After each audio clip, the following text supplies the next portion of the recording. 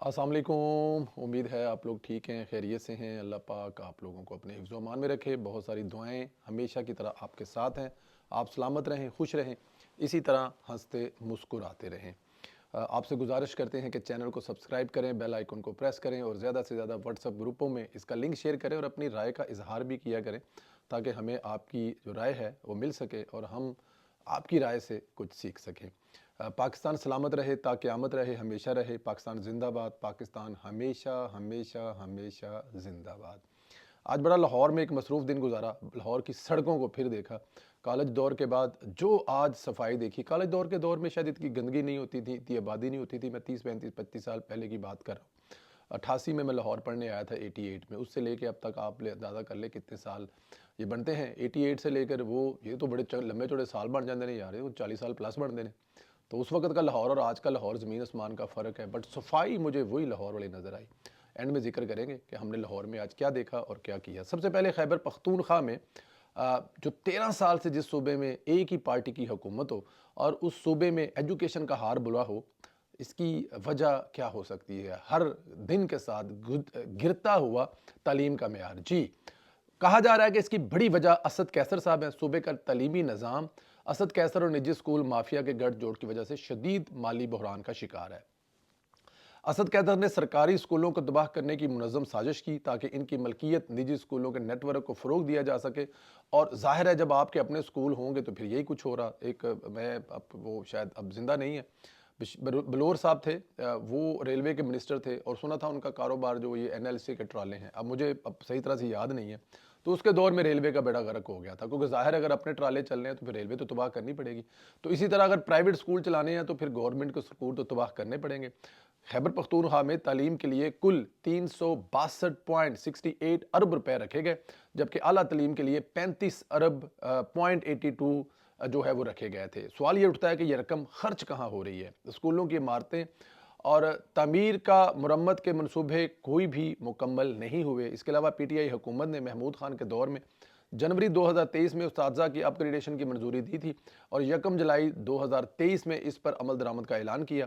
इस अपग्रेडेशन पर 8 से 9 अरब रुपए सालाना लागत आनी थी, लेकिन पीटीआई की हुकूमत के पास अपने ही मंजूर करदा पॉलिसी को मुस्तरद कर दिया। खैबर पख्तूनख्वा की तालीम के शोबे में 31 अरब रुपए की माली बेज़ाब्तियों का इंकशाफ हो चुका है, जिस पर आलमी बैंक ने फंड्स में कटौती का फैसला किया है। स्कूल से बाहर बच्चों के लिए 115 मिलियन डॉलर का कर्ज लिया गया, जबकि पहले से मौजूद प्रोजेक्ट को नज़रअंदाज किया गया।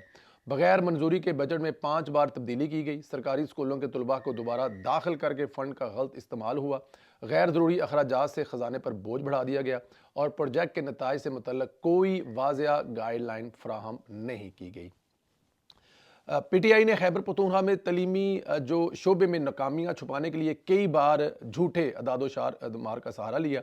इतने फ़ंड मिलने के बावजूद महकमा तलीम तबाह क्यों हुआ? वजह वही जो मैं आपको शुरू में बता चुका हूँ। इस सूरत हाल से साफ ज़ाहिर है कि पीटीआई हुकूमती निजी तलीमी इदारों के माफिया को फ़ायदा पहुँचाना चाहती है, जिसकी सरपरस्ती असद कैसर साहब कर रहे हैं। इस सब का वाहिद हल ये है कि करप्ट अनासर के खिलाफ कार्रवाई की जाए, निजी स्कूल माफिया के असर रसूख को ख़त्म किया जाए, सरकारी स्कूलों की बहाली को तरजीह दी जाए, ताकि खैबर पख्तूनख्वा के स्कूलों को इनका हक़ तालीम मिल सके। मार्केट में हुकूमत को 6 माह जो है वो ये एक ज़ाहिर है एक बहुत बड़ा ये एक जिसे कहते हैं ना कि एक सवालिया निशान तो है। इससे सवाल तो आप कर सकते हैं कि क्या वजह बनी कि अब तक जो आपको देखें जिस सूबे में मुसलसल मरीम नवाज़ की 2 साल की हुकूमत की कारकर्दगी का हिसाब 18 साल की हुकूमत सूबे में जो कि सिंध में है उनसे, या फिर जो 14 साल से हुकूमत है केपीके में उनसे ले लें, ये 2 साल की कारकर्दगी बोल रही है। लोग चीख चीख कर कह रहे हैं। मैं आज बताता हूँ जाके आगे जाके ज़रा ये थोड़े से दूसरे जो है ना वो क्लोज कर लें, फिर मैं आपको बताता हूँ कि लाहौर में लोगों के मुंह से मैंने क्या सुना आज। मार्केट में इस वक्त 6 माह की मोहलत और वंडर बॉय मुतल्लक से क्या सराइयाँ चल रही हैं। इसमें कोई सदाकत नहीं है। मैं आपको एक बात बता दूं, मैं ये खबर जो जब ये कॉलम लिखा गया था तो मैंने दोनों बड़ों की तरफ से ये मतलब कि जो है वो मौक़िफ़ लिया और मैंने अपने आप देख लें पिछले मेरे जितने वीलॉग में मैंने उसमें वंडर बॉय को उड़ा के रख दिया था, क्योंकि किसी जगह पे वंडर बॉय की कोई चीज़ ही नहीं है। अब ज़रा खुल के बात करें तो कहने वाले कहते हैं कि एक वंडर बॉय जो दोनों तरफ नहीं गिना जाता है जी, वो दोनों तरफ से मुराद आप समझ जाए कि नहीं गिना जाता, उसको ਲਾਣੇ की और लॉन्च की बड़ी जल्दी है कि उसको लाया जाए, लॉन्च किया जाए, क्योंकि ਵੱਡੇ ਬਾਬਾ ਜੀ ਜਿਹੜੇ ਉਹਨਾਂ ਦੀ ਸਿਹਤ ਮਤਲਬ ਕਿਵੇਂ ਦੀ ਰਹਿੰਦੀ ਹੈ, ਅੱਲਾ ਉਹਨਾਂ ਨੂੰ ਜ਼ਿੰਦਗੀ ਸਿਹਤ ਦੇਵੇ।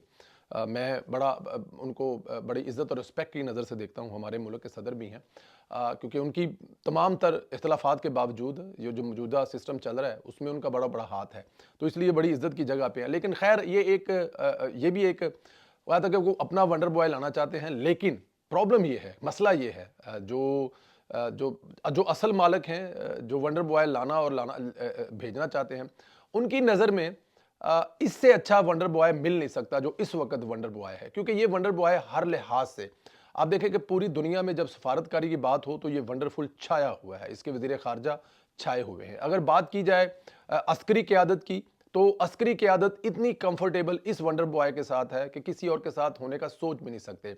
और फिर दूसरी बड़ी बात है, जो मुझे जो याद पड़ता है, मैंने जो ब्रसल में फील्ड मार्शल का ख़ताब सुना था, वो मैंने उसी दिन मतलब ये करा था कि कम अज़ कम ये हुकूमत जो है ना, ये अगले 2-4-5 साल कहीं नहीं जा रही। उसकी रीज़न ये है कि वो जो वंडरफुल बॉय थे ना, जिन्होंने तकरीर की थी वहाँ पे ब्रसल में, हमारे फील्ड मार्शल साहब ने जितनी तारीफ़ें उन्होंने मौजूदा प्राइम मिनिस्टर की थी, और वो जो प्लान बता रहे थे, वो तमाम के तमाम प्लान इसी प्राइम मिनिस्टर के साथ पूरे करने के बता रहे थे। वो जो मुल्क को आगे लेके जाना चाहते हैं, जो मुल्क को मुश्किलात से निकालना चाहते हैं, जो मुल्क को एक इकॉनमी बनाना चाहते हैं एक्सपोर्ट के सर पर। देखें आप क्या एक्सपोर्ट करने जा रहे हैं, आप दफाई वो आर्टिकल, दफा की वो चीज़ें बेचना चाहते हैं दुनिया को, जो आपसे दुनिया लाइन में लग के ख़रीदना चाहती है, जिससे आपने 10 बड़े गुना जो आपके जो दुश्मन है उसके आपने उसको नाको चने चबवाए हैं।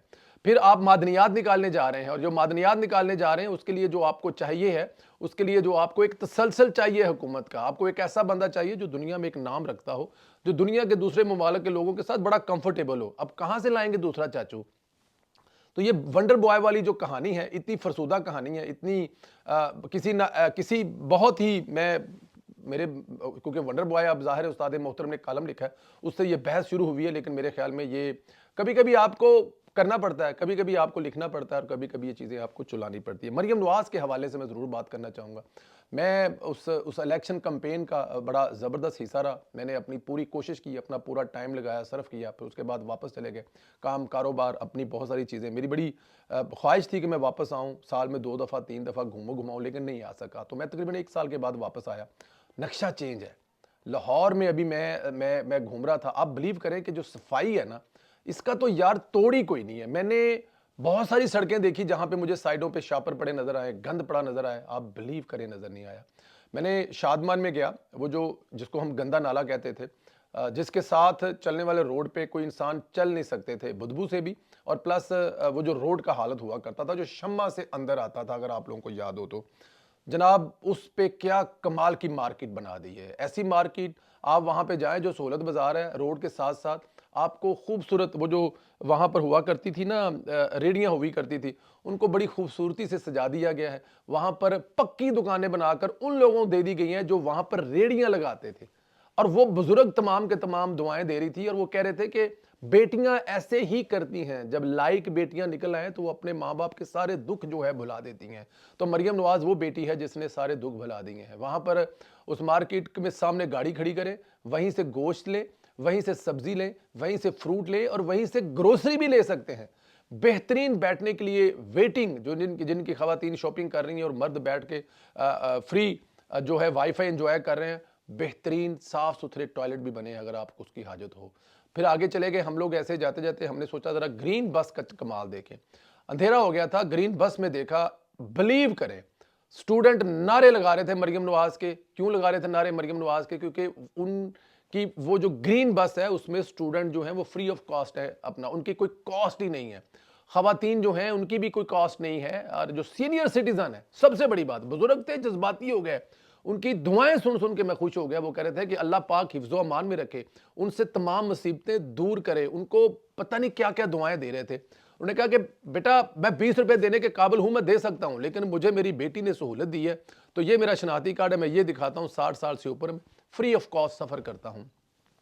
एक बुजुर्ग ने फरमाया बेटा इसमें सर्दियों में ठंड होती है, और गर्मियों में सर्दियों में ये अंदर से गर्म होती है, और जब गर्मियां होती हैं तो अंदर से बस ठंडी होती है। तो अगर हम इसी جہاں پہ ایک مجھے جھنگ کے اسٹوڈنٹ ملے, انہوں نے کہا میں جھنگ سے آیا ہوں, اپنے ماموں کے پاس رہ رہا ہوں, اور ماموں کے پاس میں ابھی بی بی پاک دامن جا رہا ہوں سلامی کرنے کے لیے, میں اس بس پہ جا رہا ہوں اور میں فری آف کاسٹ جا رہا ہوں کیونکہ میں اسٹوڈنٹ ہوں, یہ میرے کارڈ ہوں, اور میں جھنگ میں بھی اس سہولت کو استعمال کر رہے ہیں کیونکہ وہ کارڈ میرا یہاں بھی ویلڈ ہے, تو میں کر رہا ہوں. ہم نے چلتے چلتے لبرٹی بھی گیا ہے, لبرٹی میں ہم نے جو خوبصورتی دیکھی, مجھے ایسا لگ رہا ہے کہ یہ اگلے 5-10 سال کے بعد جتنی سائڈوں پہ بلڈنگیں ہیں اس پہ جو اسکرینیں لگنے کے بعد اس چوک نے کسی بھی ٹائم سکوائر سے کم نہیں ہونا.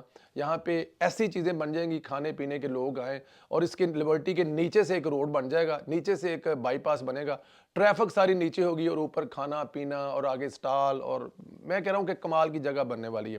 پینک بٹن دیکھا میں نے وہاں پہ 15 والوں کی طرف سے, سیف سٹی والوں کی طرف سے, کہ آپ کو کسی قسم کا کوئی ایسا پرابلم ہے پولیس کو کال کریں, with in few minute police آپ کے پاس پہنچ جائیں گی. سب سے بڑی بات میں نے یورپ میں بھی نہیں دیکھا کہ کسی پبلک پلیس پہ آپ اپنا فون چارج کر سکتے ہیں کہ آپ کا فون ڈیڈ ہو گیا. میں نے وہ خود تجربہ کیا. تو مریم نواز کے لیے بلیو کریں, لاہور میں نے دیکھا کہ لوگ دعائیں دے رہے ہیں. صاف ستھرا جو پروگرام ہے اس کے بارے میں, سی سی ڈی کے بارے میں, سہولت بازاروں کے بارے میں, ریڑی بازار کے بارے میں, ہاں جی ریڑیوں والے بازار کے پاس چلے گئے, خوبصورت ترتیب میں ایک ہی کلر کی ریڑیاں, اور لوگ دعائیں دے رہے تھے.